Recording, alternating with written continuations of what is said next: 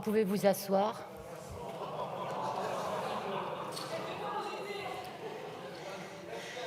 N'abusez pas de ma gentillesse non plus.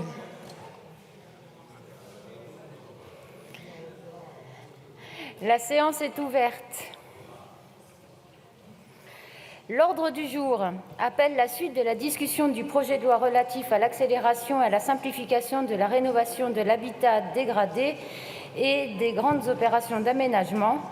Cet après-midi, l'Assemblée a poursuivi l'examen des articles, s'arrêtant à l'amendement numéro 281, portant article additionnel après l'article 12. Je vous informe que sur les votes des amendements 285 et identiques, je suis saisie par le groupe La France Insoumise, Nouvelle Union populaire écologique et sociale d'une demande de scrutin public. Le scrutin est annoncé dans l'enceinte de l'Assemblée nationale. Amendement 281. Allez-y. Madame la présidente, merci mes chers collègues. Le présent amendement vise à simplifier davantage la procédure de résolution des problèmes de dégradation de l'habitat, en particulier en ce qui concerne les travaux contre l'habitat indigne à proximité de sites patrimoniaux remarquables.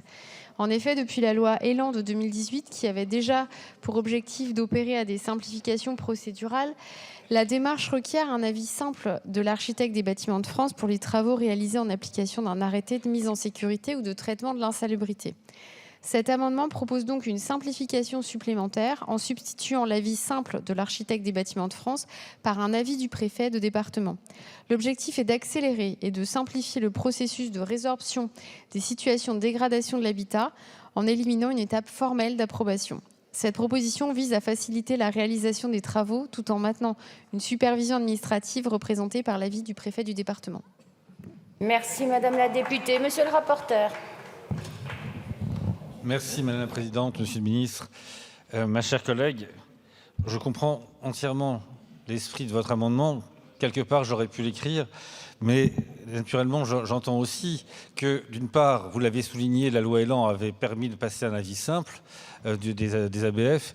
Nous avons déjà beaucoup amélioré la procédure qui nous permet de simplifier, d'anticiper, de faire en sorte que les situations de désordre rémédiable puissent être résolues. Je pense que nous pouvons nous en tenir là. Je prends votre amendement comme un amendement d'appel. Il y a en effet des débats à avoir sur cette question, mais là, ce sera en l'état une demande de retrait. Merci. Monsieur le ministre, même avis? Il est maintenu, Madame Chandler? Il est retiré, Madame la Présidente. Merci, Madame la députée. Amendement identique, l'amendement 285. Monsieur Martinet.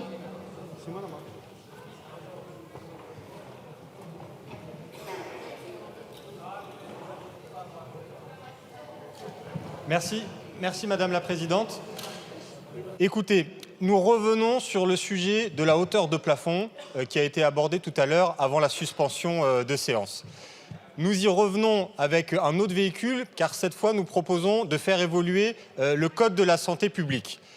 C'est à mon avis une solution encore meilleure puisque si nous adoptons cet amendement, nous disons une chose, un logement qui serait constitué d'une seule pièce dont la hauteur de plafond est inférieure à 2,20 m serait un logement insalubre. Je ne sais pas qui, ici, pourrait s'opposer avec cette vision des choses et considérer qu'on peut loger des gens dans une pièce unique qui fait moins de 2,20 m de hauteur de plafond. Donc j'essaye de le dire de la façon la plus argumentée possible parce que j'ai bien senti que tout à l'heure, lorsque ce débat avait commencé, on sentait que du côté des ministres au banc, ça pédalait un peu dans la semoule, si vous me permettez l'expression, parce qu'il n'y avait peut-être pas une maîtrise très précise de ce sujet. Donc je le redis une dernière fois, le décret qui a été adopté le 29 juillet sur un argument de simplification. Je ne sais pas s'il y avait une intention cachée derrière, franchement ne rentrons même pas dans ce débat, mais le décret qui a été adopté le 29 juillet permet de mettre en location des logements qui font 1,80 m de hauteur de plafond. Chers collègues, disons-nous que ça ne va pas et à travers cet amendement, soyons raisonnables et revenons à la hauteur de 2,20 m. Je pense que vraiment, tous ici, nous pouvons avoir une position qui fait consensus. Je sais que lors du premier vote, il y a eu des abstentions, peut-être signe que des collègues hésitaient. Là, vraiment, s'il vous plaît, si nous pouvions avoir un vote unanime de l'Assemblée nationale pour dire que 1,80 m, ce n'est pas une hauteur de plafond satisfaisante pour les locataires, je pense que vraiment, on en sortirait tous grandis, s'il vous plaît. Merci, monsieur le député. L'amendement 317, monsieur Bayou. Le 317, monsieur Bayou. Défendu. Monsieur le rapporteur. Je vais rester sur la même argumentation que précédemment sur le fait que ce soit du domaine réglementaire, mais je voudrais simplement vous inviter à considérer une chose. On est dans une rédaction qui a été, la nouvelle rédaction du décret est juste une rédaction de mise en cohérence avec l'ordonnance qui a permis de simplifier grandement les mesures de police administrative et de procédure pour pouvoir lutter contre l'habitat indigne. Il y a toujours cette notion d'effet de seuil qui peut intervenir, et vous savez, parfois, l'effet de seuil peut sortir des milliers de logements qui sont à 2,10, 2,15. Et donc, sans étude d'impact, ça me paraît audacieux de pouvoir aller plus avant. Mais surtout, encore une fois, c'est du domaine réglementaire. Je laisserai le gouvernement compléter ce commentaire. Et en attendant, ce sera défavorable aux demandes de retrait. Merci, monsieur le rapporteur. Monsieur le président. Merci beaucoup, Madame la Présidente. Dans la rédaction qui est la vôtre aujourd'hui, vous demandez à ce qu'on supprime du marché locatif des biens dont la hauteur sous plafond est inférieure à 2,20 m ou dont la largeur est inférieure à 2 mètres. Et je comprends votre intention, vous souhaitez éviter qu'on loue n'importe quoi et des biens de très petite taille et qui soient très bas de plafond et qui soient indécents. Je comprends l'intention. Ma seule interrogation, parce que je n'ai pas d'étude d'impact, c'est est-ce qu'il y a des cas où vous pouvez avoir des logements qui, parce qu'il y a des régions où on a construit non pas des plafonds à 2,20 m, mais à 2,10 m ou à 2 mètres, est-ce qu'il n'y a pas des biens qui sont parfois un peu atypiques et qui font que vous pouvez avoir un plafond qui est plus bas et une superficie qui est supérieure à la normale, qui n'est pas à 2 mètres, qui est peut-être à 10 mètres. Et donc, la question, pardon, mais elle se pose, il y a des zones dans notre territoire où on n'a pas tout le temps 2,20 m. Et la condition cumulative que vous mettez, c'est-à-dire 2,20 m de plafond ou, c'est bien ou, c'est pas et, c'est ou 2 mètres de largeur, me fait poser cette question. Et comme on est dans la crise du logement et qu'on a des zones, y compris urbaines, sur lesquelles on manque de biens sur le marché locatif, je voudrais juste m'assurer, et je n'ai pas les éléments chiffrés pour le vérifier, qu'on ne va pas aboutir à un retrait du marché locatif d'un certain nombre de biens qui, derrière, ne pourraient plus être loués et qui sont, encore une fois, d'un format atypique en termes de plafond, de largeur, de longueur, de superficie. C'est une question que je vous pose. Ce n'est pas la peine de hurler. Et donc, si vous avez les chiffres, donnez-les. Si vous ne les avez pas, apportez des précisions parce que ça peut avoir un impact. Merci, monsieur le président. Monsieur le ministre, et je suis sûre que tout le monde va vous écouter attentivement. Très bien. Madame la Présidente, Mesdames et Messieurs les députés.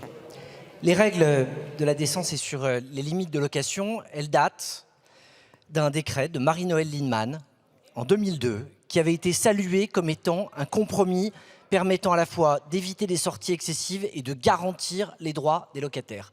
Que dit ce décret de 2002 qui n'a jamais été remis en cause? Qu'un logement, pour être décent, doit disposer d'au moins une pièce principale ayant soit une surface habitable au moins égale à 9 mètres carrés et une hauteur sous plafond au moins égale à 2,20 mètres, soit un volume habitable au moins égal à 20 mètres cubes.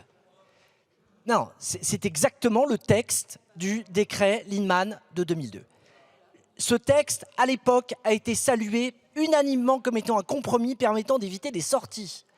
Depuis, nous n'avons pas touché à ça. Et sincèrement, modifier de manière législative quelque chose qui relève d'un domaine réglementaire, sans étude d'impact, alors même que par ailleurs, vous expliquez qu'il est souhaitable de ne pas aggraver la crise du logement, je ne comprends pas la finalité. La meilleure proposition que je puisse vous faire ce soir, en toute transparence, c'est de nous retrouver autour de ce décret, de regarder dans le détail les cas qui sembleraient poser des difficultés par rapport à ce décret de 2002 et faire évoluer ce décret. Mais voter sans étude d'impact sur un texte qui date d'il y a 21 ans, qui a fait l'objet d'un compromis unanimement salué, au moment où vous expliquez de la manière la plus vocale qui soit qu'il y a une crise du logement, je ne comprends pas la finalité. L'avis est donc défavorable. Merci, monsieur. Merci, monsieur le ministre. Monsieur Davy. Non ? Nous allons maintenant procéder au scrutin. Je vais donc mettre aux voix les amendements 285 et identiques qui ont reçu un double avis défavorable. Merci de bien vouloir regagner vos places. Le scrutin est ouvert. Le scrutin est clos. Voici le résultat du scrutin. Votant 115, exprimé 102, majorité 52, pour 47 contre 55. L'Assemblée nationale n'a pas adopté. L'amendement 348, monsieur le rapporteur. Je vais le résumer très simplement. Il s'agit simplement, pour ces opérations qui sont concernées par l'article L511-1 du Code de l'expropriation, c'est-à-dire la procédure qui enclenche le vivien, c'est-à-dire qu'on est bien sur des arrêtés qui visent à la démolition ou l'interdiction définitive d'habiter dans ces locaux, quand il y a ce qu'on appelle le recyclage, donc un mécanisme de démolition-reconstruction, de n'exiger qu'une place par logement, alignant en cela les nouveaux bâtiments sur le régime des logements sociaux, parce qu'on doit reconnaître quand même l'immense difficulté qu'il y a de mener à bien ces opérations, et pour des raisons financières, et pour des raisons, comment dirais-je, techniques. Donc je pense qu'en la matière, c'est tout à fait légitime d'avoir cet alignement et cette modération en termes de nombre de places de parking. Monsieur le rapporteur, monsieur le ministre, favorable? Je mets aux voix cet amendement qui a reçu un double avis favorable. Qui est pour? Qui est contre? Il est adopté. Je mets aux voix l'article 12 bis. Qui est pour? Qui est contre? Il est adopté. Je mets aux voix l'article 12 ter. Qui est pour? Qui est contre? Il est adopté. Article 13, monsieur Thibault Bazin. Merci Madame la Présidente. Monsieur le Ministre, ravi de vous revoir ici pour pallier l'absence du ministre du Logement. J'espère que nos débats seront de la même qualité qu'hier. Monsieur le Président de la Commission, mes chers collègues, cet article 13 vise à réformer la procédure d'état de carence lorsqu'un juge est saisi aux fins de nommer un expert.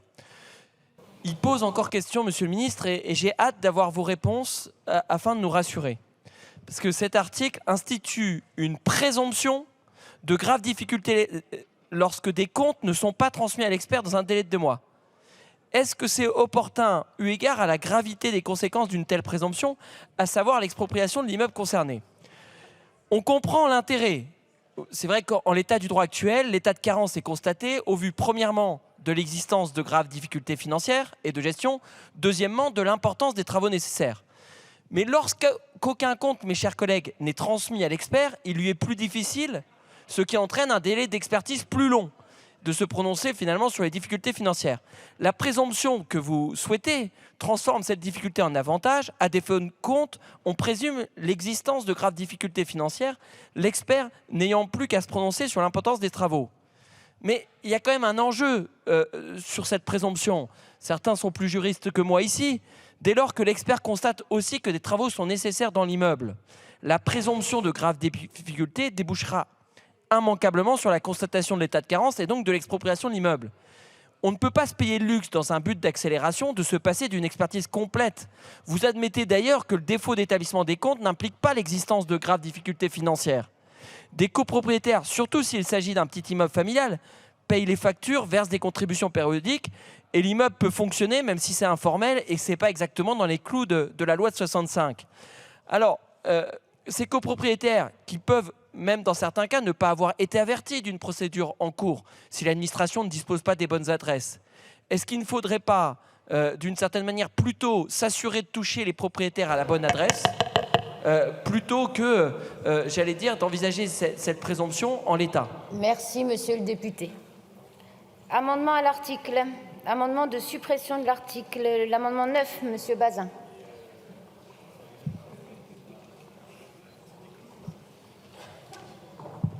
Oui, merci Madame la Présidente. Je continue mon explication sur l'article le 13. Il appartient en fait à l'expert, comme l'expropriation est quand même en ligne de mire, si je peux m'exprimer ainsi, de mener son enquête sur cette gestion informelle. La gestion informelle, puisque d'une certaine manière, les comptes n'ont pas été transmis. On ne peut ici renverser la charge de la preuve. Ce serait au copropriétaire de combattre une présomption. Sachant par ailleurs que ces copropriétaires, je vous l'ai dit, peuvent ne pas avoir été avertis d'une procédure en cours. fonder une conséquence aussi grave que l'expropriation sur une présomption, même simple, pourrait être considérée comme trop attentatoire au droit de propriété. Donc, Monsieur le ministre, dans l'exposé des motifs du projet de loi que vous nous avez transmis, le gouvernement, vous n'êtes pas très clair sur l'intérêt pour vous d'instituer une telle présomption. Je la devine, mais est-ce que vous pourrez la clarifier? Et surtout, est-ce que vous pouvez nous assurer que cet équilibre, maintes fois évoqué hier, entre le droit des copropriétaires et de l'intérêt général qui peut justifier des interventions, est bien respecté en l'état? Et en fonction de vos interventions sur le bien fondé de fonder une telle présomption, on pourra se prononcer sur cet article.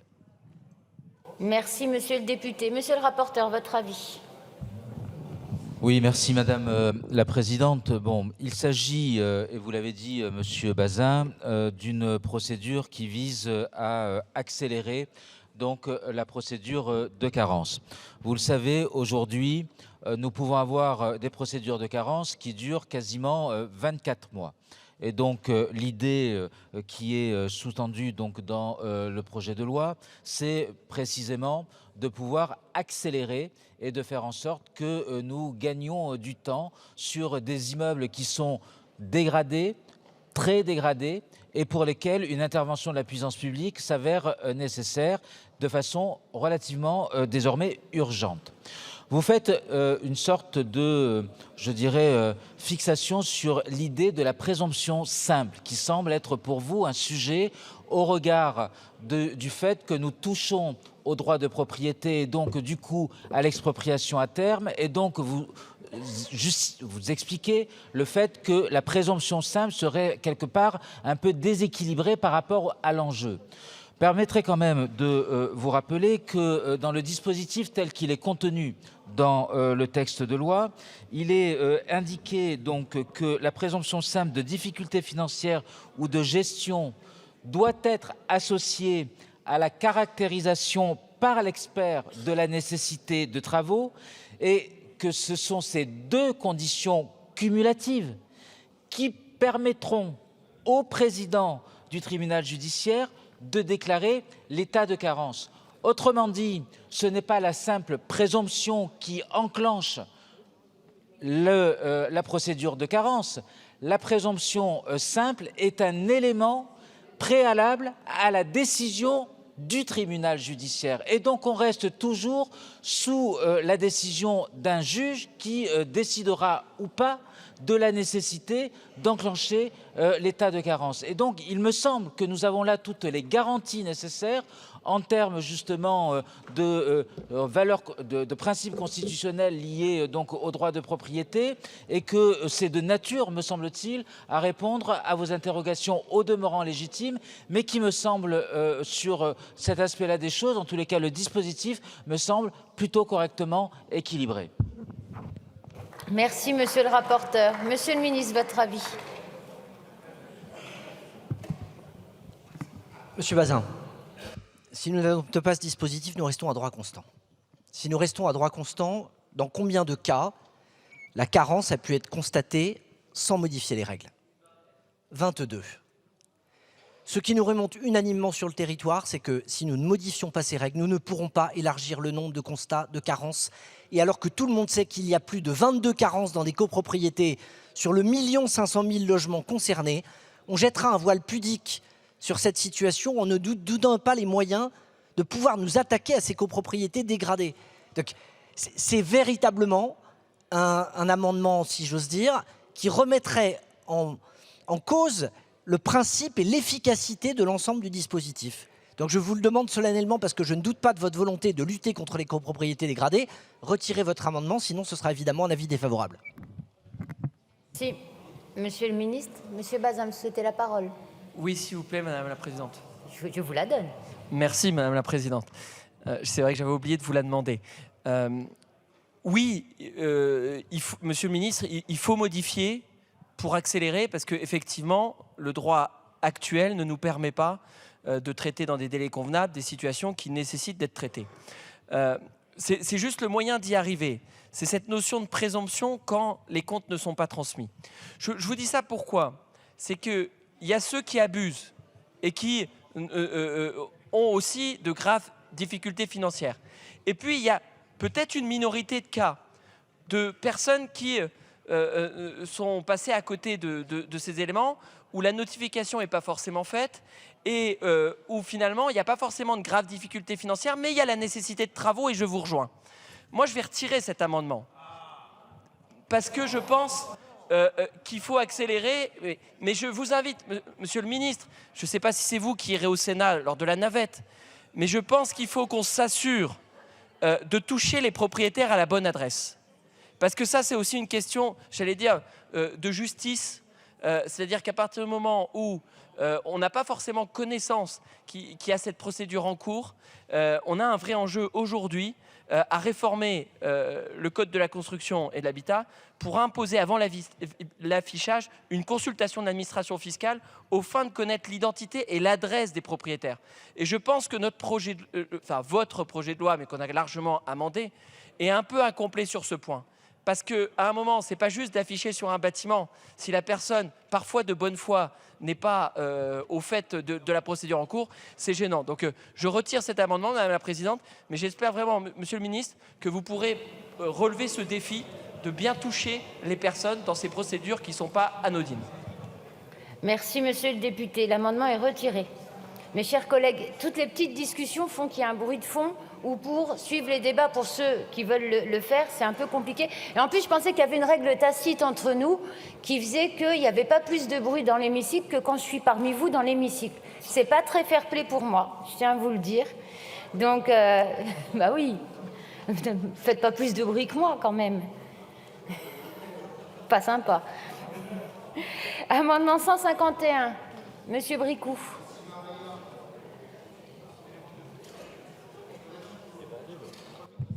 Merci Madame la Présidente. Cet amendement prévoit en fin de compte d'avancer sur ce qu'on appelle l'état de carence, déclarer un état de carence lorsque les syndics ne procèdent pas à l'immatriculation ou à l'enregistrement obligatoire des données relatives à l'état de la copropriété dans le registre national adéquat, alors que le syndic aurait été mis en demeure depuis 2 ans. Merci, Monsieur le député. Monsieur le rapporteur, votre avis? Avis défavorable, Madame la Présidente, car l'amendement présenté par Monsieur Bricout laisse à présumer l'existence de graves difficultés financières sur le fondement d'un non-enregistrement dans le registre national. Très sincèrement, là, chers collègues, vous allez très loin dans le dispositif.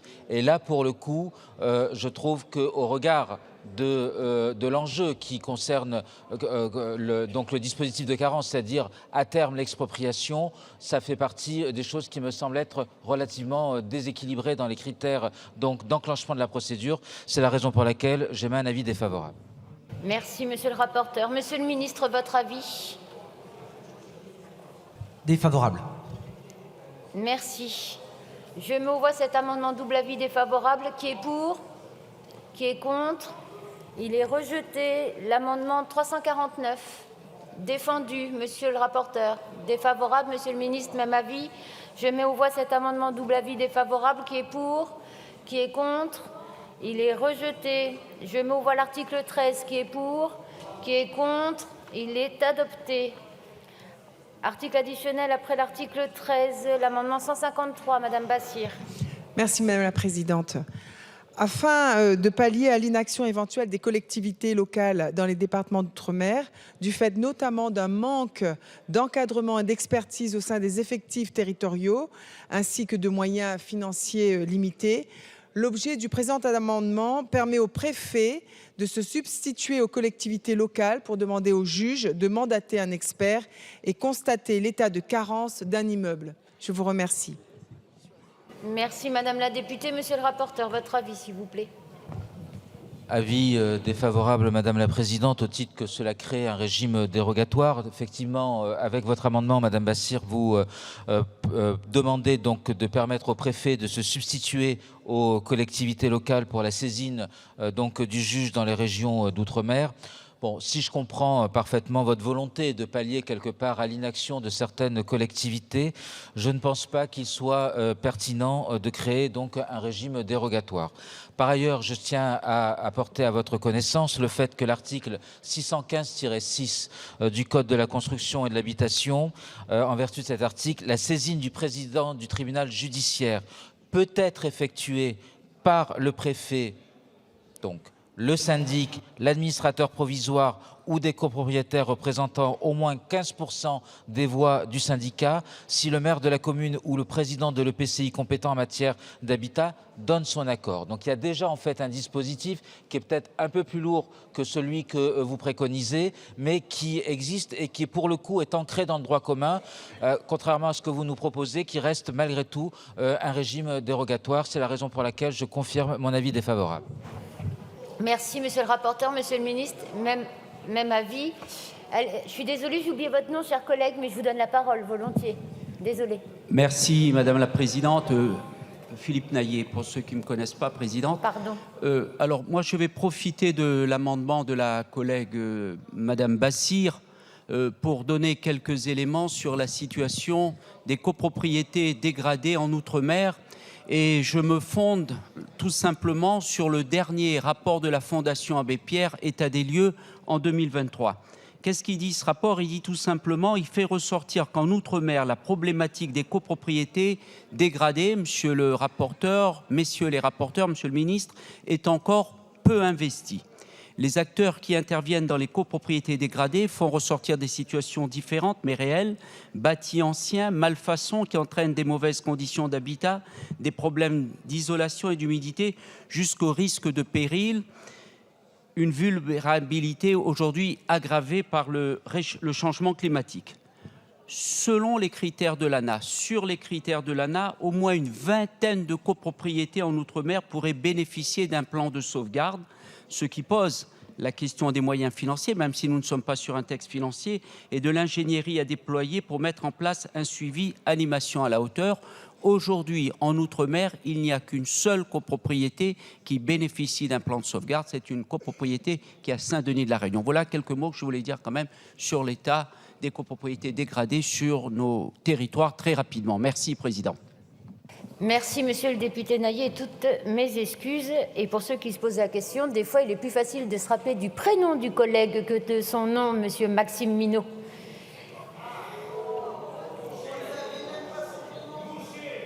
Je n'allais pas donner la parole à un collègue par son prénom. Voyons. Je mets aux voix cet amendement double avis défavorable. Qui est pour? Qui est contre? Il est rejeté. Je mets aux voix l'article 13 bis. Qui est pour? Qui est contre? Il est adopté. Je mets aux voix l'article 14. Qui est pour? Qui est contre? Il est adopté. Article additionnel après l'article 14. Amendement faisant l'objet de sous-amendement. L'amendement 258, monsieur le rapporteur. Merci Madame la Présidente. Je vais vous parler de la loi du 27 décembre 2018, dite loi Letchimy, mais il y a plusieurs lois Letchimy en réalité, donc il faut peut-être préciser un petit peu laquelle. Mais j'ai eu l'honneur de l'accompagner dans son examen et dans son adoption. Il y a sur les territoires ultramarins des phénomènes d'indivision successorale ancienne qui touchent, selon les territoires, jusqu'à 35% du foncier. Les causes en sont multiples. D'une part, le cadastre n'a pas toujours été d'une rigueur absolue là-bas. L'état civil non plus, et la reconstitution et la correction des erreurs n'est pas simple. Et puis, il y a parfois une dispersion des indivisaires qui se fait au travers à l'étranger, au travers d'un territoire ou vers l'Hexagone. Le résultat, c'est qu'il y a de très nombreux terrains, mais aussi de très nombreuses maisons, des immeubles de centres anciens, qui sont dans des situations où on ne peut pas prendre de décision parce que les indivisaires ne sont plus là. Serge Letchimy a proposé à l'époque, et on a adopté ce texte, de faire en sorte qu'il puisse y avoir au moins une coalition majoritaire. C'est-à-dire quand on était capable de déterminer une coalition majoritaire, parfois ce sont des indivisions qui ont jusqu'à 150, 200 indivisaires qui sont là. Mais quand il y a une coalition d'indivisaires, on puisse faire en sorte de réaliser, de solder, de clore ces indivisions. Il y a des enjeux de salubrité, parce que parfois ce sont des bâtiments qui se dégradent. Il y a des enjeux aussi même d'aménagement des villes, parce que On m'a cité, alors je vous prie de m'excuser auprès de mes collègues ultramarins qui sont là, j'ai un exemple martiniquais, c'est celui que j'ai sous la main, où je crois qu'il y a un terrain qui est donc une sorte de no man's land parce qu'il ne peut pas être même simplement exproprié puisqu'on ne connaît pas les propriétaires. Donc cette loi permettait donc de contourner l'obstacle par le biais d'une expérimentation. Elle a trouvé assez partiellement et peut-être pas tout à fait suffisamment son public, parce qu'il y a des difficultés qui portent sur 2 points au moins et qui font que les notaires sont réticents à s'engager dans cette voie. D'une part, il y a un problème d'information des indivisaires. Comment faire en sorte que les indivisaires soient correctement informés? Et ensuite, comment faire en sorte que quand un indivisaire apparaît, il soit dédommagé du fait que la succession a été réglée. C'est exactement à cela que cet amendement entend apporter une solution. Il y a notre collègue Normand qui va présenter un sous-amendement faisant en sorte qu'une partie des dispositions s'étendent à Saint-Pierre-et-Miquelon. Je n'y vois pas obstacle. Mais l'idée est donc bien de faire en sorte que ces indivisions qui souvent sont à l'origine de l'insalubrité parce qu'il n'y a personne pour entretenir les immeubles qui sont sur ces terrains ou ces immeubles en tant que tels, puissent être résolues. Merci, monsieur le rapporteur. Le sous-amendement 365, monsieur Lenormand. Oui, merci Madame la Présidente. Donc, dans le prolongement de l'explication du contexte du rapporteur, je voulais simplement faire en sorte que l'article 3, qui est compris dans cet amendement, puisse aussi s'appliquer à Saint-Pierre-et-Miquelon, puisqu'il a cette vocation à simplifier un certain nombre de situations. Et en cela, je souhaitais que mon territoire en fasse partie. Donc, c'est le rajout simplement du territoire de Saint-Pierre-et-Miquelon dans l'article 3. Je vous remercie. Merci, monsieur le député. Monsieur le rapporteur, votre avis sur le sous-amendement, s'il vous plaît. Pardon ? Favorable. Monsieur le ministre, vos avis sur sous-amendement et amendement, s'il vous plaît. Les explications données par le rapporteur et l'invocation du président Letchimy nous ont également convaincus sur la nécessité qu'il y a de tenir compte de ce dispositif. Ce sera un avis favorable sur l'amendement et le sous-amendement. Merci. Je mets aux voix le sous-amendement 365, double avis favorable, commission gouvernement, qui est pour, qui est contre. Il est adopté. Je mets aux voix l'amendement 258 ainsi sous-amendé, double avis favorable, qui est pour, qui est contre. Il est adopté. L'amendement 334, monsieur le ministre. C'est votre amendement.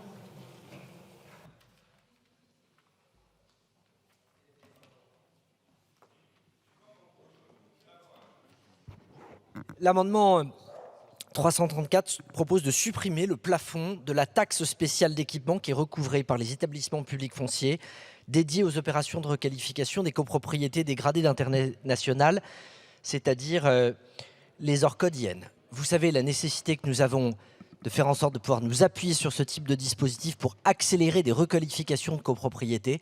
Et donc il s'agit évidemment d'une mesure qui permettra d'amplifier et d'accélérer ces opérations à destination des copros dégradés.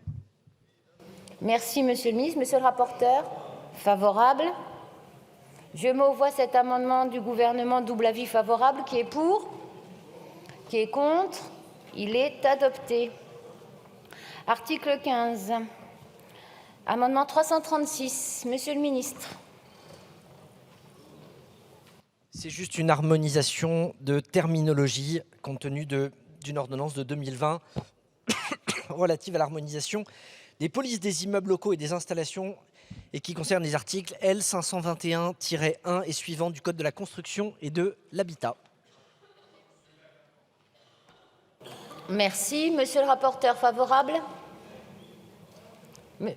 Favorable. Je mets aux voix cet amendement du gouvernement, double avis favorable, qui est pour, qui est contre. Il est adopté. Je mets aux voix l'article 15, qui est pour, qui est contre. Il est adopté. Article additionnel après l'article 15, l'amendement 207. Monsieur Etchanis, il est défendu. Bien, c'est mon dernier amendement d'une longue série, donc je vais le défendre quand même, Madame la Présidente. Cet amendement vise à permettre de corriger les modalités de conventionnement ville-État en matière de réalisation de travaux d'office, rendant complexes les interventions sur un même logement, en permettant aux villes volontaires de conventionner sur la totalité des travaux d'office, urgents ou non urgents, afin d'en simplifier l'intervention, du bon sens et de la simplification. Monsieur le député, monsieur le rapporteur, défavorable. Monsieur le ministre, même avis. Je mets aux voix cet amendement double avis défavorable. Qui est pour? Qui est contre? Il est rejeté. Amendement identique, l'amendement 237, monsieur le rapporteur. Je vais revendiquer une vieille contribution à la lutte contre l'habitat indigne au travers de la mission que j'avais réalisée pour le Premier ministre à l'époque sur la lutte contre l'habitat indigne et sur la simplification des procédures. Nous avions prévu à l'époque que la consultation du CODERS devienne facultative, mais le périmètre de ma mission était limité à la France hexagonale. De fait, ce CODERS est extrêmement difficile à réunir de façon régulière et était en tant que tel une source de retard dans l'avancement des procédures. Il s'agit simplement de l'étendre à l'outre-mer, ce qui est de bon sens. Merci, monsieur le rapporteur. Monsieur le ministre, l'amendement 340.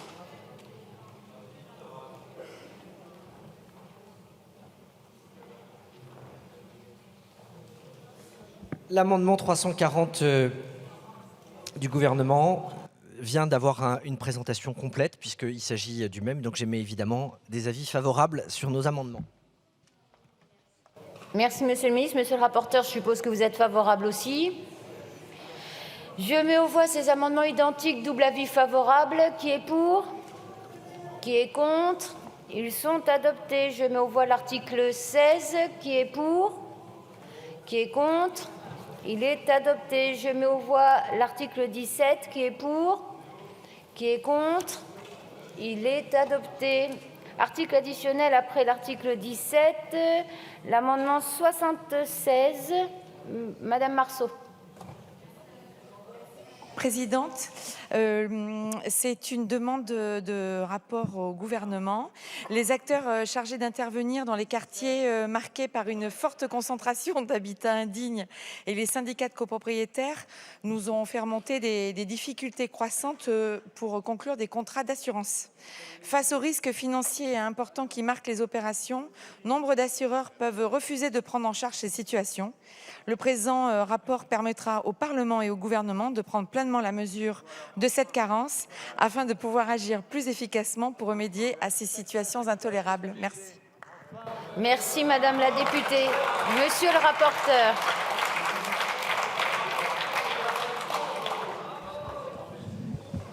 Merci Madame la Présidente. Merci Madame la députée Marceau de ce rapport et en tous les cas de poser dans le débat les difficultés que peuvent rencontrer effectivement certains territoires en termes d'assurance. Effectivement, nous le voyons à Marseille en particulier, mais pas que, là où nous sommes confrontés à des forts enjeux d'habitat dégradé, là où nous sommes confrontés à des bâtis qui se sont effondrés, eh bien, les habitants qui sont concernés, directement concernés dans les rues où ont été impactés soit l'habitat dégradé, soit les démolitions, les effondrements d'immeubles, eh bien, rencontrent de plus en plus de difficultés à pouvoir s'assurer. Et donc, de poser le sujet ici, dans cet hémicycle, à mon avis, du sens, car c'est un phénomène tendanciel qui concerne de plus en plus de villes.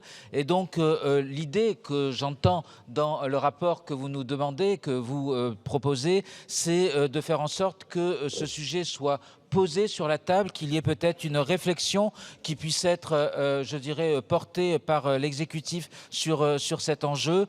En tous les cas, merci d'avoir pris le soin de déposer cet amendement et d'avoir porté le débat sur ce sujet.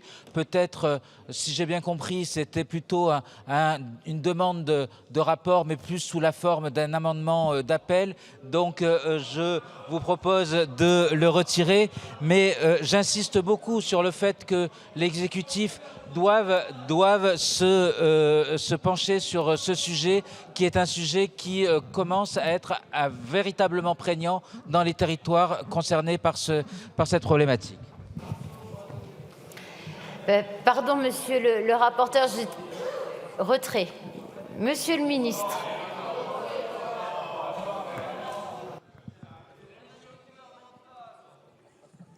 Très bien. Je vais, par solidarité avec le rapporteur, moi aussi demander le retrait. Pour deux raisons.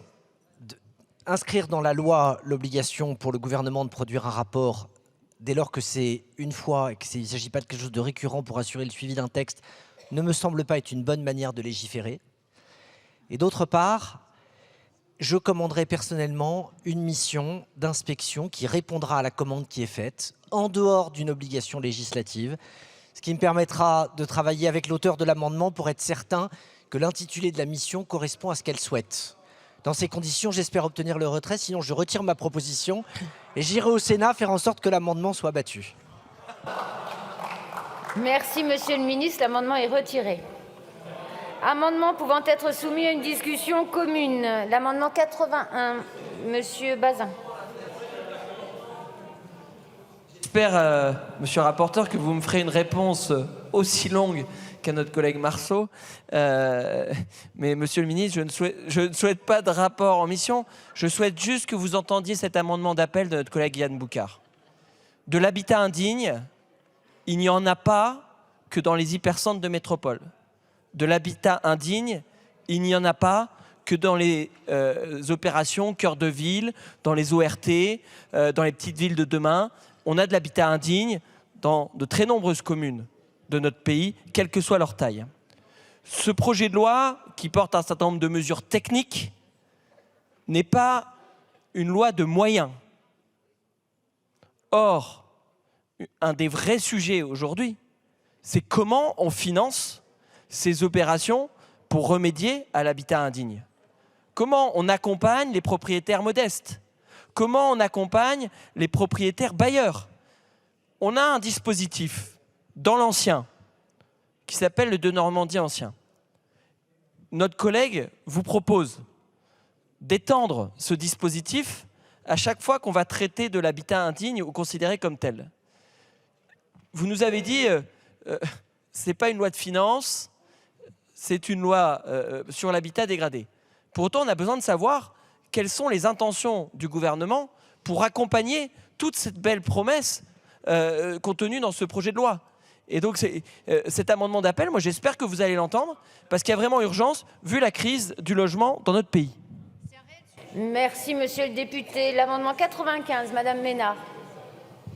Merci Madame la Présidente. À la demande de mes collègues Lenormand et Bricout, je vais défendre cet amendement qui est une demande de rapport pour définir en fait la faisabilité et l'intérêt d'un élargissement de la réduction d'impôt prévu par le dispositif dit de Normandie aux travaux permettant de réhabiliter des logements considérés comme indignes.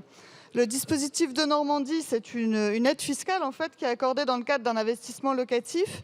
Il est destiné à encourager la rénovation des logements anciens.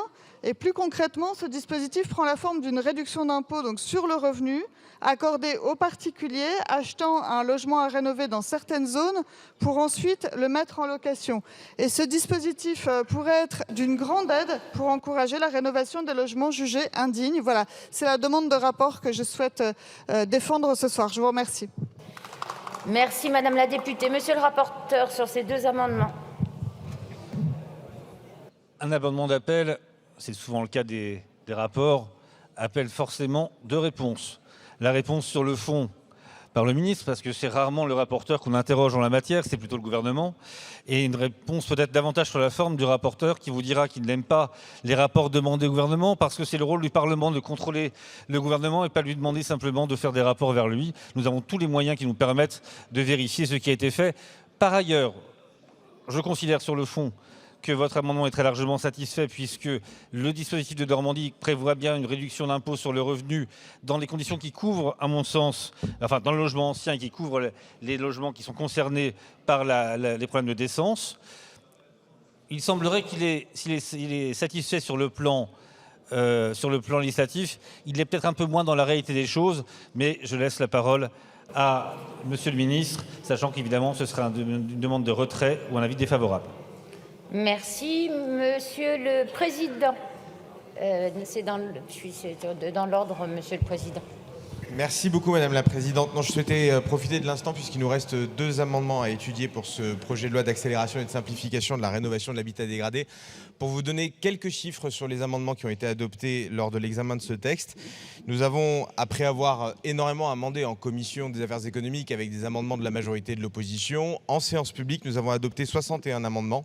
19 viennent du gouvernement, 17 viennent des rapporteurs, 4 viennent de députés Renaissance, 2 de députés LR, 1 pour le groupe démocrate, 9 amendements du groupe socialiste, 1 pour Horizon, 4 pour GDR et 4 Lyotte. Je vais vous donner ces chiffres parce que c'est intéressant de voir que ce texte a fait l'objet de nombreuses propositions parlementaires, transpartisanes, de tous les groupes, majorité comme opposition. Et je crois qu'on peut se féliciter d'une qualité de débat aussi bonne en hémicycle qu'en commission. Il ne me reste plus, Madame la Présidente, à vous remercier pour votre présidence, remercier Monsieur le Ministre pour sa présence pendant l'examen du texte, à nos rapporteurs pour la qualité de leurs travaux, à vous tous, chers collègues, pour vos apports sur le texte et à nos formidables administrateurs, fonctionnaires et agents qui nous aident à travailler au quotidien. Je vous remercie. Merci, Monsieur le Président. Monsieur le Ministre, vos avis sur ces 2 amendements.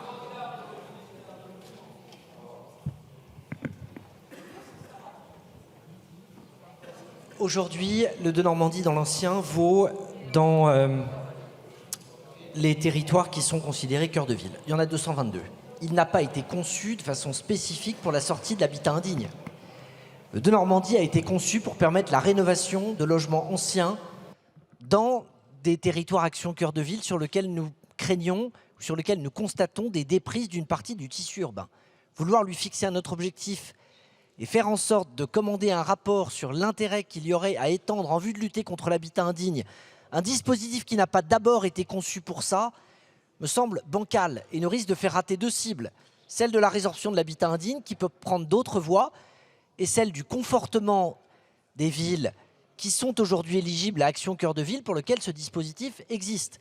Je suis donc défavorable au fait de produire un rapport, à la fois sur le principe, mais aussi sur la finalité, parce qu'encore une fois, on risque de taper à côté. S'il y a un sujet sur lequel, au-delà des copros dégradés, le Parlement avait envie de se saisir ou de se tourner vers le ministère de la Transition écologique et son ministère délégué au logement le moment venu. Faites-le avec un scope plus large sur la question de l'habitat indigne en dehors des copros dégradés, plutôt que de demander un rapport sur un dispositif qui donne ses preuves, en particulier pour des villes moyennes pour lesquelles nous savons que nous avons besoin d'outils pour les conforter en termes de dynamisme et d'attractivité. Donc c'est un avis défavorable. Merci, Monsieur le Ministre. Monsieur Bazin. Merci, Madame la Présidente. Monsieur le rapporteur, vous dites que c'est satisfait parce que le dispositif existe. La question qui est posée, c'est le rapport au territoire. C'est est-ce qu'on aura des dispositifs de soutien dans les territoires qui aujourd'hui n'en bénéficient pas? Parce que de l'habitat indigne, il y en a partout. Alors je vous rejoins, Monsieur le Ministre, le dispositif de Normandie ancien n'a pas été prévu pour ça. Oui, il a été prévu en zone détendue quand on a des problèmes pour équilibrer des opérations. On s'est dit qu'une partie en défiscalisation, à partir du moment où on a au moins 25% en travaux, plafonnés à 300 000 €, ça permettait de rééquilibrer des opérations.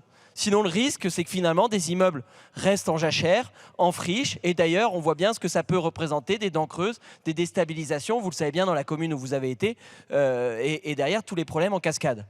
Mais la question qui se pose, et vous le savez très bien, vous nous dites proposer ça. On ne peut pas, puisque il appartient au gouvernement de pouvoir créer des charges, notamment des charges fiscales de soutien, des charges budgétaires de soutien. Et la question qui se pose, c'est est-ce que le gouvernement va mettre en place des outils budgétaires, des outils fiscaux pour accompagner les collectivités locales, pour accompagner les opérateurs dans les territoires qui en sont dépourvus aujourd'hui? Je retire ces amendements, mais j'espère que la nuit portera conseil. Merci, Monsieur le député. Madame Ménard, vous maintenez votre amendement?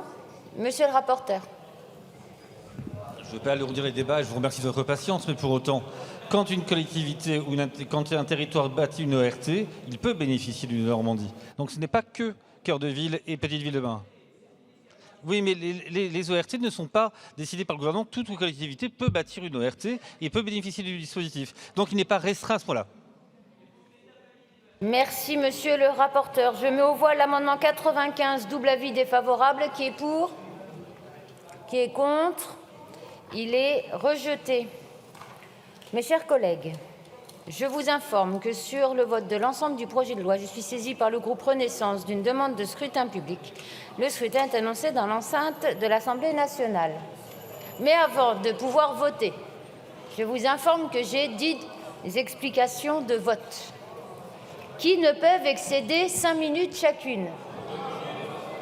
Mais, écoutez bien, qui ne peuvent excéder 5 minutes. Ça veut dire qu'elles peuvent faire moins. Ou pas.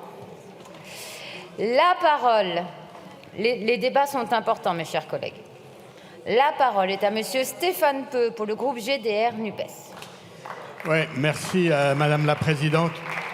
Bon, je vais être assez bref, mais d'abord, je ne peux pas, comme je l'ai fait dans la discussion générale au début de l'examen de cette loi, ne pas noter quand même une certaine incongruité au fait que nous débattions d'une loi logement et que, après la nomination du gouvernement, et alors que notre pays traverse une crise que tout le monde reconnaît gravissime, inégalée depuis 30 ans, je ne peux pas ne pas noter la bizarrerie qui consiste à discuter d'une loi logement sans que le gouvernement dispose d'un ministre du logement de plein exercice qui n'enlève rien au respect et même à la considération que j'ai pour le ministre Béchu. Mais ce n'est pas un sujet de personne, c'est un sujet qui est quelle place le logement a dans les priorités gouvernementales.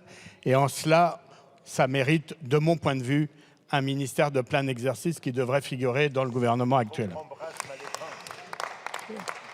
Ensuite, bien sûr, en dépit de toutes les lois qui ont été votées depuis une vingtaine d'années, les maisons qui tuent continuent de prospérer dans notre pays.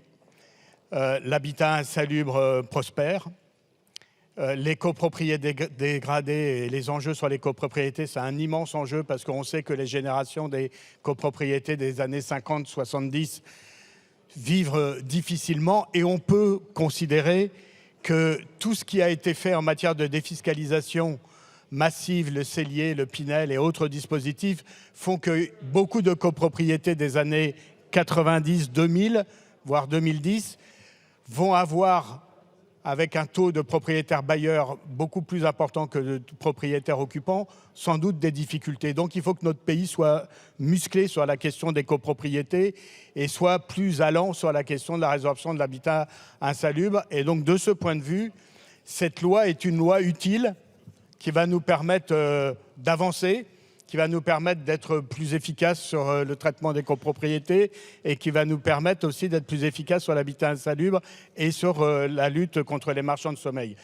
Je finirai juste en disant, attention, plus la crise du logement est là, qui est une crise de la pénurie, et que l'économie de la pénurie nourrit souvent l'habitat insalubre, l'habitat dégradé, les marchands de sommeil, l'économie noire du logement que l'on connaît dans beaucoup de nos villes. Et donc, bien évidemment, la mesure de fond, c'est de répondre à la crise du logement et à la crise de la pénurie de logement qui dérégule les prix, qui dérégule cette économie et qui fait prospérer l'économie noire. Alors, pour finir, j'ai dit c'est une loi utile. Je voudrais saluer sans fausse hypocrisie le travail des rapporteurs, la tenue des débats en commission et dans l'hémicycle, le fait, ça a été souligné par le président de la commission, que des amendements, des oppositions en nombre assez conséquent ont pu être retenus et pris en compte. Donc je salue ce travail et je finirai juste sur un regret, ça a été dit par Thibault Bazin tout à l'heure, mais il y a un peu plus de 3 ans, quand la Fondation Abbé Pierre avait fait son rapport sur la question de l'insalubrité, ils avaient souligné qu'il y avait 600 000 logements insalubres dans notre pays. J'avais, dans les semaines qui ont suivi, déposé une proposition de loi pour qu'il y ait une grande ambition dans notre pays pour éradiquer en 10 ans l'habitat insalubre. Ça nécessite des moyens. Et la grande impasse de cette proposition de loi, que je répète utile, c'est que c'est une proposition de loi sans moyens supplémentaires pour lutter contre l'habitat insalubre. Et donc ça reste un sujet, parce qu'une loi sans moyens et sans ministre, ça reste quand même une loi qui manque un peu d'ambition. Merci. Merci, monsieur le député. La parole est à monsieur Jean-Louis Bricout.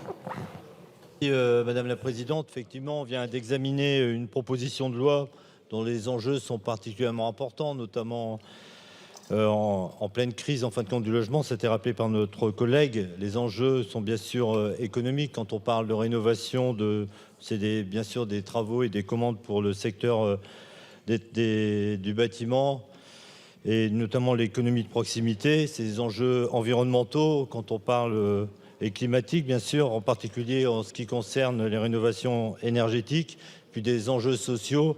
Je rappelle que Gaudin nous disait le logement, c'est la base du progrès social. On connaît tous, effectivement, sur nos territoires, ces bâtiments dégradés, que ce soit en secteur très urbanisé et fragile, dans les cœurs de bourg ou dans une ruralité quelquefois plus profonde. Et cette problématique bien affirmée partout des copropriétés dégradées. Cet état des lieux, bien sûr, nous engager en tous les cas à examiner des procédures pour remédier à ces difficultés et en fin de compte à lever les freins aux plus grosses difficultés qu'on peut rencontrer. Et c'est ce qui a été fait et je pense bien fait. Moi, je voudrais aussi souligner une proposition bien préparée et à l'écoute des collectivités. Je crois que ça me paraît important. Des débats dignes en commission comme dans l'hémicycle, saluer la sincérité et la qualité des réponses de nos rapporteurs et saluer entre autres leur écoute, un état d'esprit qui nous a permis, je pense, d'avancer ensemble sur de nombreux points. Pour notre groupe, je vais peut-être citer 2 amendements sur lesquels qui nous semblaient importants. Le premier qui permet aux maires et aux présidents de PCI d'assister aux assemblées de copropriétaires et de se voir adresser les procès-verbaux. Et puis aussi l'ouverture aux opérateurs d'OPA, rénovation urbaine, la possibilité de demander la scission ou la subdivision au syndicat de propriété. Au final, je crois que ce projet de loi donne aux collectivités davantage d'outils pour lutter contre l'habitat indigne. Moi, je pense qu'on est satisfait particulièrement de la réécriture de l'article 1 qui permettra, en fin de compte, une meilleure mobilisation du dispositif d'opération de restauration immobilière, les ORI, et permettra d'agir plus en amont pour éviter les dégradations plus importantes. Il faut souligner aussi que les enjeux de performance seront bien pris en compte dans cette réécriture. Alors, idem pour les procédures d'expropriation des immeubles dégradés à titre remédiable. Et on peut noter aussi la lutte contre les marchands de sommeil qui est quand même assez renforcée. Moi, personnellement, il reste peut-être un doute et une nécessité. Le premier doute, c'est sur le caractère opérationnel de l'emprunt collectif. On en discutait encore tout à l'heure. Moi, j'ai franchement un doute sur l'engagement sincère des banques dans le dispositif. Et puis, un risque aussi que le fonds de garantie publique bénéficie quelquefois à des marchands de sommeil. Puis, une nécessité, je pense que c'est celle d'aller plus loin pour mieux accompagner notre ruralité, notamment à régler les désordres liés aux biens en abandon manifeste, aux biens en déshérence, aux biens sans maître. Je crois qu'il y a besoin d'une ingénierie, d'aider, d'accompagner les collectivités dans leur ingénierie de projet. Donc, en conclusion, on votera ce texte en souhaitant que cet esprit constructif puisse perdurer. Merci.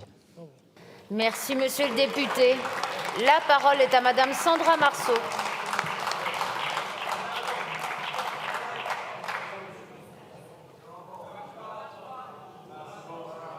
Merci, madame. Merci. Merci Madame la Présidente, mes chers collègues. Ça a déjà été dit, mais je crois que c'est important de le rappeler. Tout d'abord, ce texte, c'est un enjeu fort de la rénovation du tissu urbain dans de nombreuses villes françaises. On sait qu'il y a près de 540 000 copropriétés. Et là, il concerne plus particulièrement, actuellement, environ 110 000 copropriétés en situation de fragilité.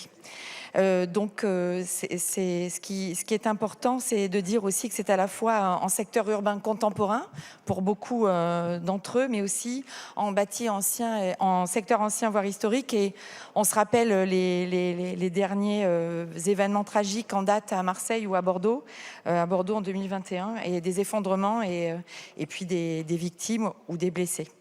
Donc ce texte, c'est aussi une réponse aux demandes des différents professionnels, les aménageurs, les opérateurs, les concessionnaires, qui sont les spécialistes de la requalification urbaine de ces copropriétés, qui sont des vrais métiers de la ville d'aujourd'hui et, je l'ai déjà dit, de la ville de demain. Et ce texte aussi répond et fait suite aux propositions de différentes missions, dont les missions de 2 maires, les maires Lutz et Hanotin et le directeur de la Caisse des dépôts et consignations.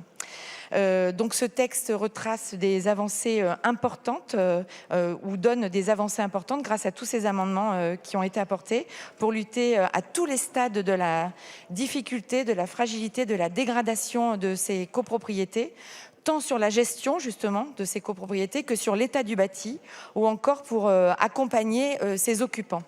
Le tout en responsabilisant les propriétaires, en proposant ce fameux prêt collectif, en proposant aussi des évolutions des outils de l'urbanisme existants et qui sont utilisés, et puis en luttant de manière renforcée contre les marchands de sommeil.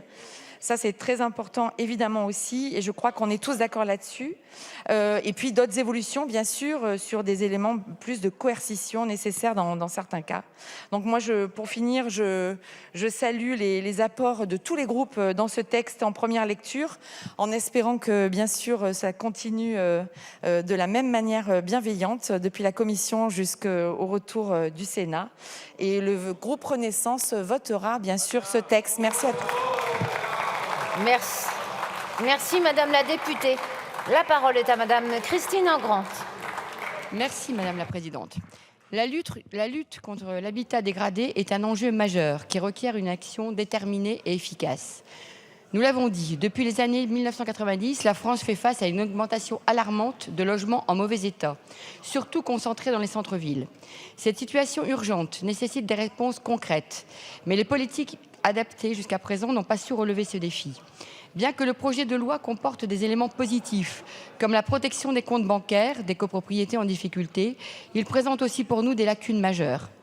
Nous observons une tendance inquiétante dans ce projet à empiéter sur les libertés publiques, en particulier le droit à la propriété.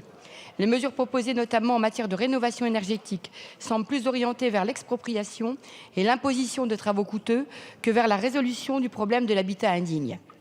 L'accent mis sur les diagnostics énergétiques, récemment critiqués par leur manque d'objectivité, est un exemple frappant de cette approche mal ciblée.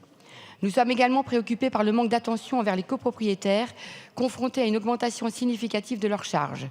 De plus, le projet néglige la préservation des bâtiments historiques ou architecturaux, se concentrant exclusivement sur des critères économiques ou environnementaux, au détriment de notre patrimoine culturel. Face à ces manquements, et bien que nous reconnaissions l'importance du sujet, nous ne pouvons soutenir ce projet de loi en l'état. Nous nous abstiendrons donc de voter pour ce texte, dans l'espoir d'une future proposition qui répondra de manière plus adéquate aux défis de l'habitat dégradé en France. Merci. Merci, Madame la députée. La parole est à Monsieur Andric Davy. Merci, Madame la Présidente. Alors, en tant que député de Marseille, je peux vous dire que le logement insalubre est une question vitale. Je vous rappelle qu'il y a 5 ans, 8 Marseillais ont payé de leur vie l'inaction de l'État. Mais il y a aussi des milliers de délogés qui finalement ont tout perdu. N'oublions pas que le logement insalubre et ces questions-là peuvent tourner au drame. Hélas, depuis 5 ans, rien n'a changé. C'est encore un sujet sur la métropole Aix-Marseille, puisqu'on a 40 000 logements insalubres qui concernent près de 100 000 habitants. Alors il était évident pour moi et pour, à mon avis, l'ensemble du groupe, qu'il était très important de légiférer aujourd'hui. Et il n'y a effectivement rien de négatif dans cette proposition de loi. Néanmoins, notre groupe a décidé de s'abstenir pour vous envoyer 3 signaux. Premier signal. Eh oui. Le premier signal, c'est que cette proposition de loi manque singulièrement d'ambition. Vous proposez un certain nombre de dispositifs, mais de nombreux collègues, et je ne suis pas le seul ici à l'avoir dit, de nombreux collègues l'ont dit tout à l'heure, vous ne donnez pas les moyens qui vont avec ces objectifs. Cette proposition de loi manque réellement d'ambition et notamment, on ne sait pas quels seront les moyens qui seront donnés aux collectivités territoriales pour réaliser ces objectifs. Deuxième élément, cette proposition de loi manque singulièrement de volonté politique. Et j'en veux pour preuve 2 choix que vous avez faits sur les amendements. Premier choix, vous avez refusé la proposition sur le permis de louer, qui est une avancée dans certains territoires, qui était une demande des collectifs de citoyens. Et vous l'avez refusé ici, vous avez refusé l'amendement de mon collègue Manuel Bompard, et je pense que c'était une erreur. Deuxième élément, à mon avis, qui montre que vous n'avez pas de volonté politique, c'est le refus de revenir sur cette hérésie du 1,80 m. Bon alors, vous parlez à quelqu'un qui mesure 1,97 m, certes, mais néanmoins vouloir louer des appartements avec des hauteurs sous plafond de 1,80 m et dire que ce n'est pas insalubre, ce n'est pas sérieux. Et là, vous n'avez pas pris vos responsabilités, chers collègues. Enfin, je voudrais finir par vous dire qu'on ne résoudra pas les problèmes du logement insalubre sans reprendre complètement la politique sociale de ce pays, la politique sur les salaires, mais évidemment la politique sur le logement dans son ensemble. Aujourd'hui, on construit moins de 100 000 logements HLM par an et c'est largement insuffisant. On n'en a jamais aussi peu construit. Il y a plus de 12 millions de personnes qui vivent mal logées, 4,1 millions de personnes qui vivent vraiment mal logées et 12 millions qui vivent dans des situations difficiles de logement. Et c'est ça la situation, c'est ça qui nourrit le logement insalubre, chers collègues. Donc il n'y a qu'une seule solution, un grand service public du logement qui construit 200 000 logements par an, parce que c'est ça le minimum qu'il faut faire. Et c'est ça l'ambition, et c'est comme ça qu'on éradiquera le logement insalubre. Et concernant la réhabilitation, en tant que Marseillais, connaissant bien la situation de l'habitat qui doit être réhabilité à Marseille, il faut que l'État et les collectivités territoriales aient tous les moyens pour réhabiliter immeuble par immeuble pour qu'on en finisse avec le logement insalubre. Merci, monsieur le député. La parole est à monsieur Thibault Bazin. Merci, madame la présidente. Monsieur le ministre, vous avez dû pallier l'absence encore à ce jour de ministre du Logement au sein du gouvernement, alors que le secteur connaît une grave crise sans précédent. Il faudra que le gouvernement apporte des mesures d'urgence pour remédier à cette crise. Hélas, ce n'est pas l'objet de ce projet de loi. Messieurs les rapporteurs, je salue votre qualité d'écoute et votre franchise. Vous avez même concédé que des points restent à travailler lors de la navette, le projet de loi dans sa version finale n'étant pas encore totalement abouti. Je pense notamment à l'emprunt collectif tel que vous voulez le faciliter. Il va falloir le retravailler, notamment avec le secteur pour le rendre opérant. Mes chers collègues, je vous remercie tous collectivement pour la qualité de nos débats et l'adoption de nombreux amendements. Ce projet de loi initialement de 17 articles a été complété par 12 articles en commission et très largement amendé en séance avec notamment 18 amendements du gouvernement. Oui, il faut élargir le périmètre des travaux éligibles pour les opérations de restauration immobilière. Oui, il faut améliorer nos procédures afin de remédier à l'habitat dégradé, afin de lutter contre les marchands de sommeil. C'est la raison pour laquelle nous soutiendrons ces mesures qui vont dans le bon sens, en espérant que la navette permettra de combler les lacunes persistantes. Cela étant dit, au-delà du fonds de garantie de rénovation, et c'est très bien, qui pourra intervenir en soutien de ces copropriétés dégradées, il appartient au gouvernement de prévoir les moyens nécessaires. Si on veut relever le défi de la rénovation énergétique, alors que les crédits budgétaires sont sous-consommés, il y a urgence à faciliter l'accès aux aides à l'investissement. Alors que le calendrier d'interdiction de mise en location des logements, selon l'étiquette énergétique, n'est pas tenable en l'état, et je vous alerte, monsieur le ministre, et afin d'éviter une sortie massive de logements d'ici la fin de l'année, alors que nous en manquons cruellement, il y a urgence à continuer à permettre la location à partir du moment où le propriétaire s'est engagé dans un programme pluriannuel de travaux avec le financement imposé qui va avec. Par ailleurs, l'habitat dégradé peut toucher des territoires ruraux comme des métropoles. L'habitat dégradé peut ainsi concerner des petites communes. Aussi, il sera important, pour rendre effectifs les promesses portées par ce projet de loi, que l'État prévoie les moyens d'accompagner toutes les communes concernées par ce fléau, quelle que soit leur taille, quelle que soit leur situation, en zone tendue ou non. Cela étant demandé, le groupe des Républicains votera pour ce projet de loi portant des mesures pour accélérer la rénovation de l'habitat dégradé et les grandes opérations d'urbanisme, en espérant que le travail des sénateurs lors de la navette parlementaire permettra de combler les lacunes persistantes. Merci, monsieur le député. Monsieur Mickaël Cosson. Madame la présidente, messieurs les rapporteurs, monsieur le ministre, monsieur le président de la commission de développement économique. Nous achevons l'examen d'un projet de loi technique, mais essentiel pour lutter contre l'habitat dégradé. Un projet de loi qui permet à tous les acteurs de prendre des mesures au plus vite pour assurer un logement digne. En amont de ces éventuelles dégradations, ce texte permettra également aux propriétaires d'engager plus facilement des travaux de rénovation par l'accès à un prêt collectif accessible aux copropriétaires. Ainsi, ce sont des travaux de rénovation énergétique conséquents et des travaux de gros entretien qui vont pouvoir voir le jour, bloqués jusqu'à ce jour. Et cela pour une multitude de raisons. Les mesures dans ce texte vont apporter des condamnations plus fortes pour les marchands de sommeil, on ne peut que s'en réjouir. Enfin, ce texte ou les débats qui ont pu avoir lieu autour démontrent que beaucoup de problèmes restent à résoudre dans le domaine du logement. C'est une première PR qu'on travaille avec de la co-construction qui va bien entendu se poursuivre en abordant des textes à venir qui porteront sur la production, sur l'accession à la propriété, sur la réhabilitation, sur la fiscalité, sur la transmission, sur le parcours résidentiel pour tous les âges et toutes les bourses.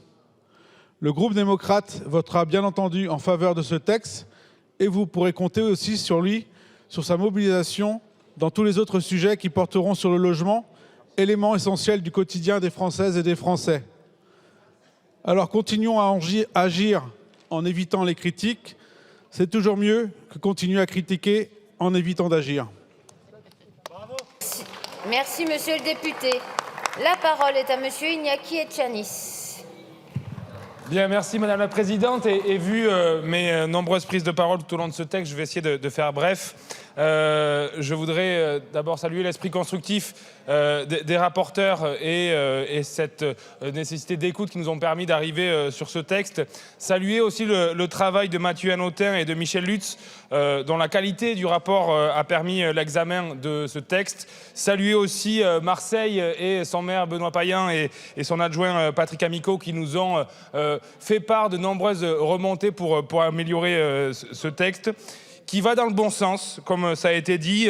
Nous avons réussi à l'améliorer avec notamment 14 amendements en commission et 9 en séance, notamment un très important sur la confiscation des indemnités pour les marchands de sommeil, mais nous aurions pu aller plus loin, justement, sur ces marchands de sommeil. Je parle notamment sur les délits et sur les amendes possibles. Nous aurions pu aller plus loin aussi sur les conditions de relogement. C'est un débat que nous avons eu en commission et ici, et je pense qu'il est essentiel de prendre en compte le fait, et notamment au vu des politiques que vous pouvez mener en termes de travail, et on a eu le sujet sur le RSA, sur l'éloignement des propositions de relogement.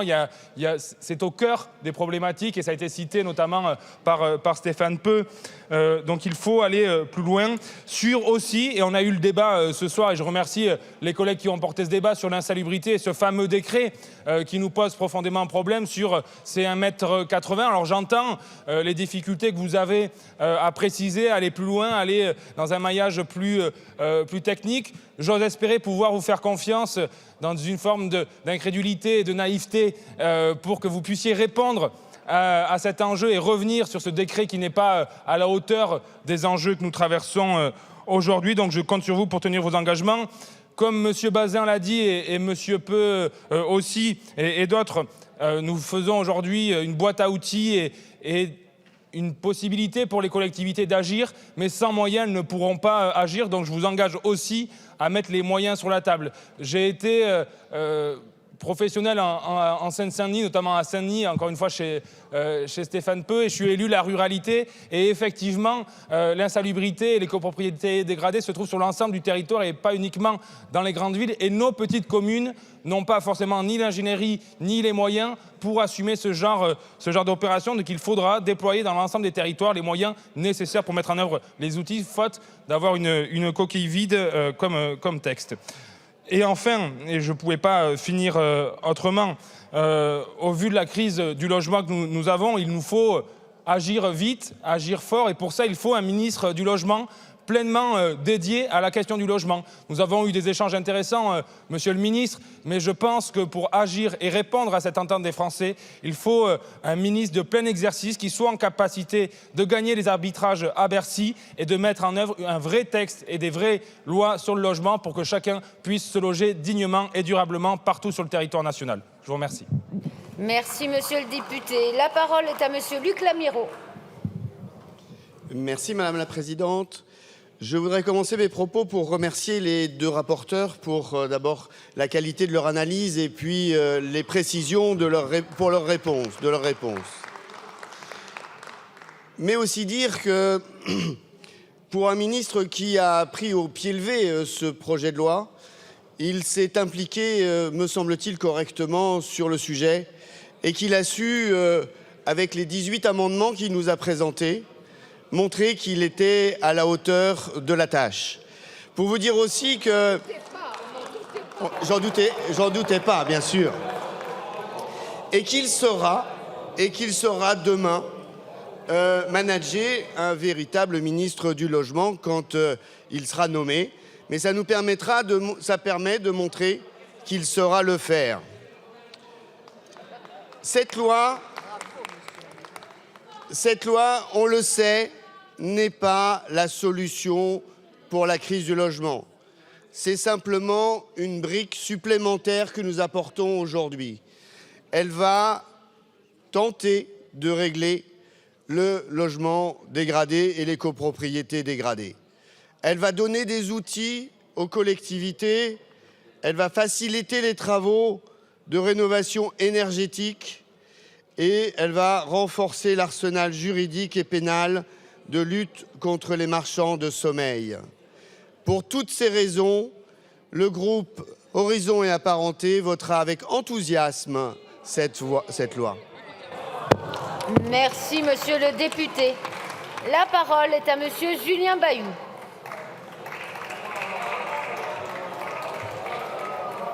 Merci.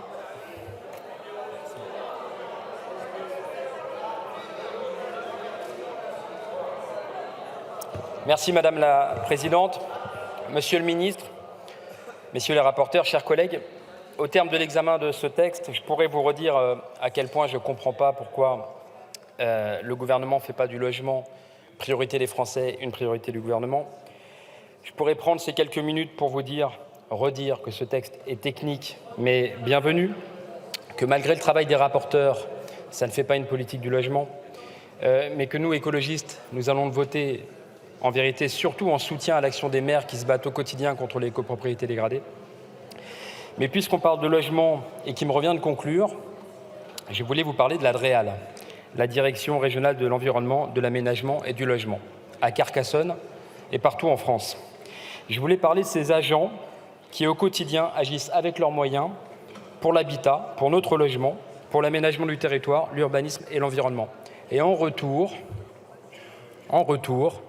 fin août, un incendie a frappé la DREAL de Nîmes. Et on n'a pas vraiment eu d'explication sur ce qui s'est passé. Et jeudi dernier, c'est un bâtiment heureusement vide qui a été soufflé par une explosion à Carcassonne. Ce n'est pas une action coup de poing, c'est un attentat.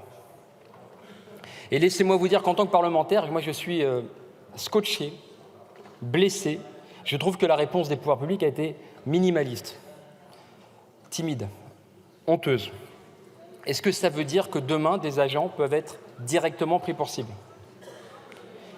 Ces agents, ils doivent se sentir choqués et légitimement doivent se dire et se penser abandonnés. Et je voudrais dire ici à la tribune, et peut-être en votre nom, j'espère, en tout cas en tant qu'écologiste, en tant que parlementaire, que ça n'est pas le cas.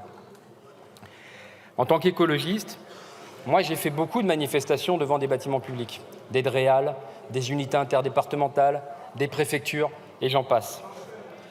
Souvent pour dénoncer l'inaction des pouvoirs publics en matière climatique.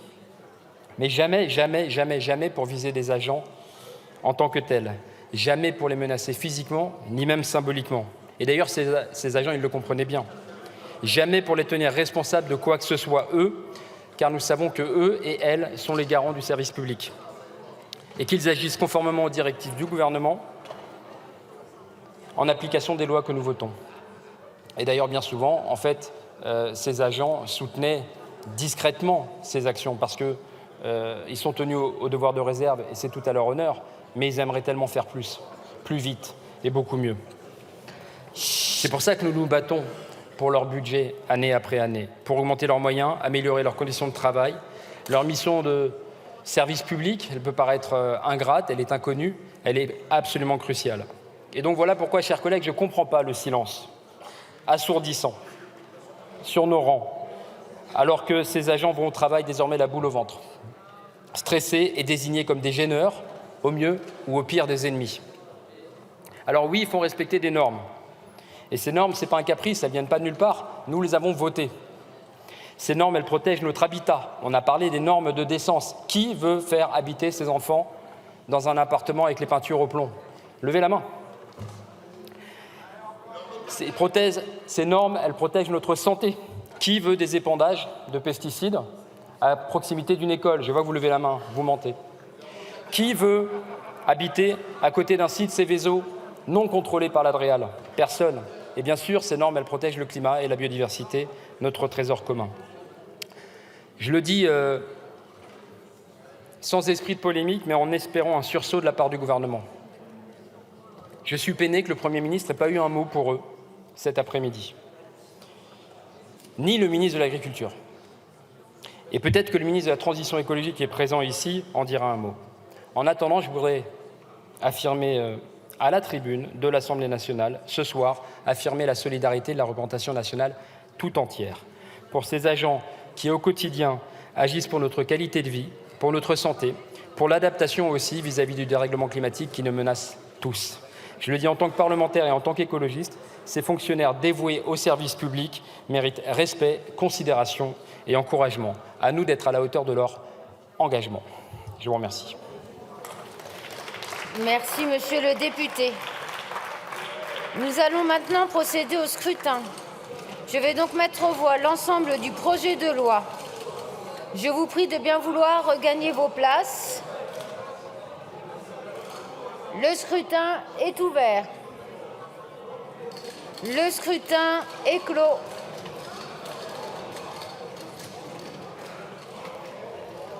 Voici le résultat du scrutin.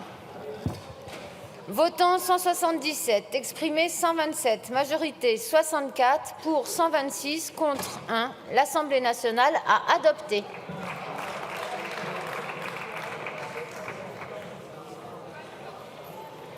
Monsieur le ministre, vous souhaitez prendre la parole?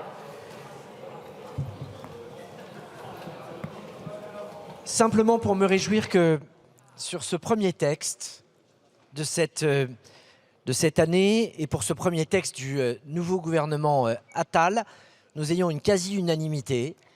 Saluer la qualité du travail sur tous ces bancs qui a permis d'arriver à cet enrichissement. Indiquer et souligner à quel point ce texte va être concret. Il va nous permettre de lutter contre les marchands de sommeil. Il va nous permettre de renforcer les moyens de ceux qui veulent combattre l'habitat indigne. Et il va là aussi, de manière extrêmement concrète, permettre de remédier des situations dont nous connaissons les adresses et les lieux parfois depuis longtemps. Je pense aux 114 000 copropriétés, aux 1 500 000 logements qui sont directement concernés.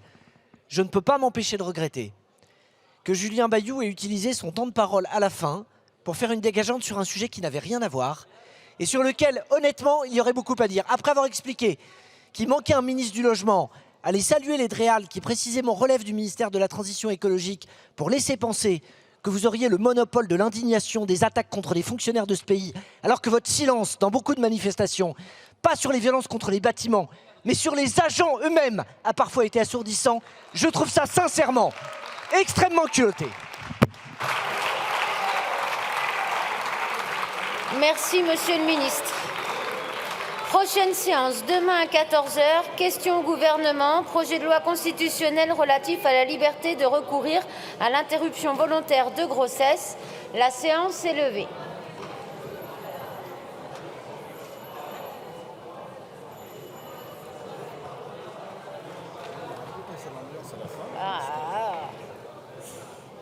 Allez. À la semaine prochaine, hein, les amis.